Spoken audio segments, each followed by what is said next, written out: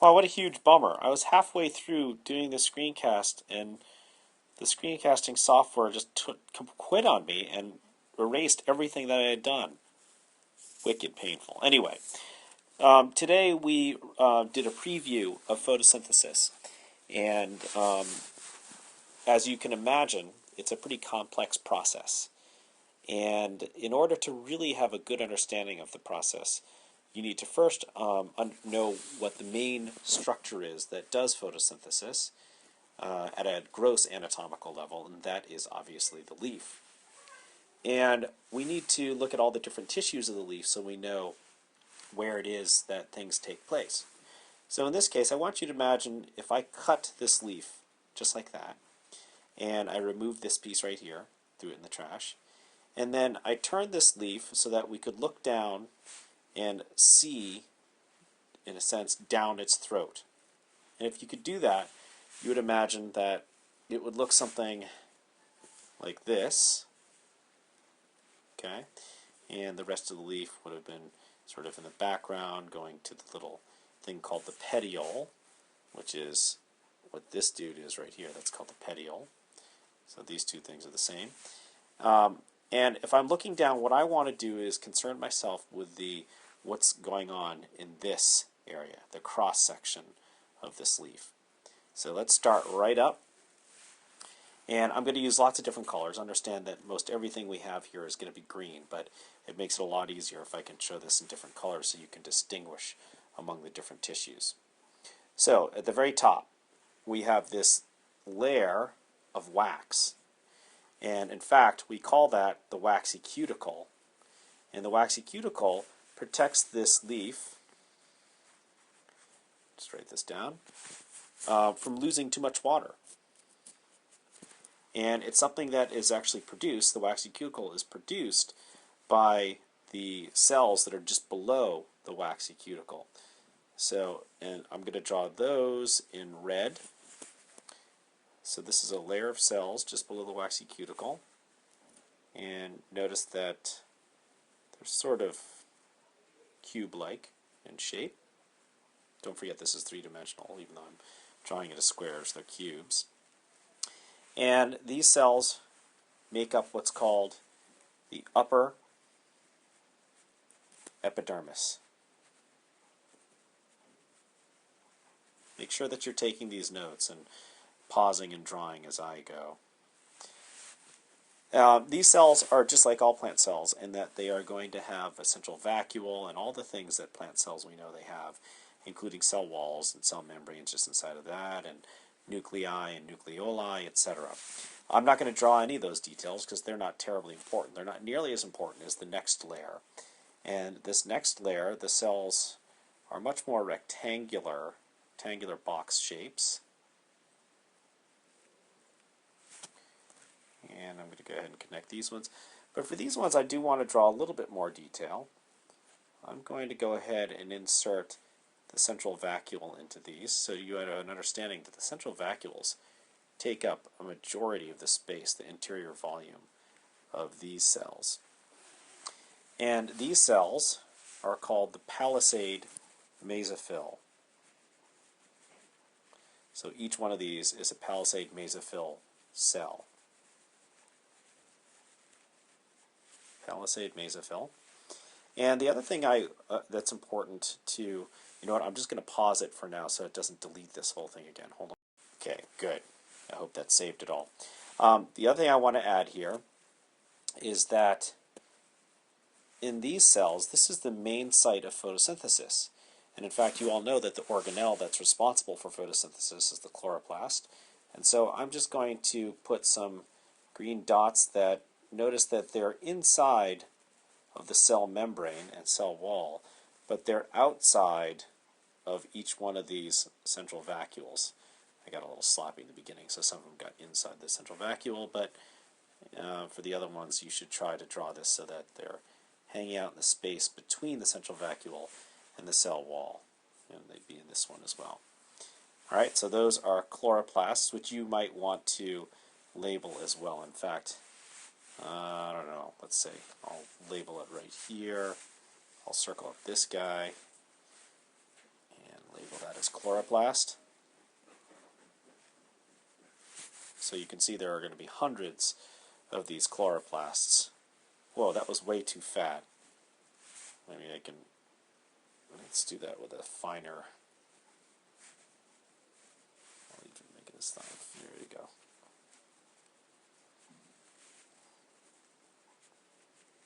There. Chloroplasts hanging in there in the Palisade mesophyll cells. Alright, now the next thing I want to do is we're going to jump down all the way to the bottom. And, oh, that was bad. Got to make this a little bit thicker. And I'm going to draw another waxy cuticle, but this time I'm going to have a break. That's important that you draw that break in there. And I will also have lower epidermal cells, just like I had up there. But notice that I'm not making my lower epidermal cells go all the way. Well, I can squeeze that in there. There you go. Because there's another type of cell that comes in here, and I'm going to make these guys purple. And these are called guard cells. So let me go ahead and write that in there. There are two of these guard cells here. So what are they guarding? Well, what they do, they determine what can go into and out of a leaf in terms of the gases that go into and out of a leaf. So don't forget that a very important gas that's going to go inside a leaf is CO2. So I have, pointing up, CO2 going in there. And then you probably recall, I hope from today's lesson, that you have oxygen that leaves as well as water that leaves there. Now it's very important you understand that water leaves the leaf through these, going between the guard cells, but water comes in via the roots, and I'll explain to you more about what's going on there and how it gets into the leaf from the roots. Now the opening that the guard cells surround, that opening is called a stomate. Plural, stomata. Some people say stomates, no big deal. But understand it's that the stomate, actually the stomate is the collection of both the guard cells, the two guard cells, as well as the opening itself. Okay? Alright. And then, let's see, I'm going to go with brown. I want you to draw a circle, just like I've drawn there. And it's going to actually be a double layer, like so. And this tube, you should understand that this tube goes into the leaf itself and would be poking out towards you as well. So, in fact, if I go backwards, do you see each one of these veins that we have right here? Okay, this is a vein, and then you can see these subveins here. Well, those veins are actually tubes. And so you can imagine if since we cut this thing and did a cross-section, if I were to look right here, it would look like what we have going on right here, right? Going into the leaf, the interior of the leaf there. And this actually consists of a bunch of cool things. So what we have here is there's a whole bunch of tubes in the upper part, looks like that, and then another set of tubes in the lower part. All right? And in fact, they have specific names, these tubes do. Those that are, the ones that I'm drawing in blue here, are called xylem vessels. Oh, I meant to use black. There we go. And xylem are the tubes that carry the water from the soil up through the roots, through the trunk of the tree, out through the branches, through the petiole of the leaf, which is the stem that connects the leaf to the branch, and then right here into the interior of the leaf. Okay, so that's the source of water. Water is going to be coming out through the xylem vessel. Okay, and it's important that you know that it's liquid water that's going to be flowing out through those xylem vessels, whereas down here near the stomata, the water that comes out there is in the form of a gas. Okay, so we have the xylem vessels, and then we have these red dudes here. And these red vessels that we have going on here are called phloem. You know what, I really should have locked this out, but tough it, I'm not going to now. Okay, phloem is what takes the sugary water that's been created because photosynthesis produces the carbohydrates and moves it to other areas of the plant so that the plant can use it for cellular activities or for growing its bodies. Okay? All right, let me go back here and label what's going on here. This is appropriately named the lower epidermis. So we have upper epidermis, we have the waxy cuticle, upper epidermis, palisade mesophyll, lower epidermis, and then we have another waxy cuticle right here. And then we have some, oh boy. This tube that we have going on here is called a vascular bundle. So collectively, this whole set of tubes here is the vascular bundle. So I'm just going to write this on the side.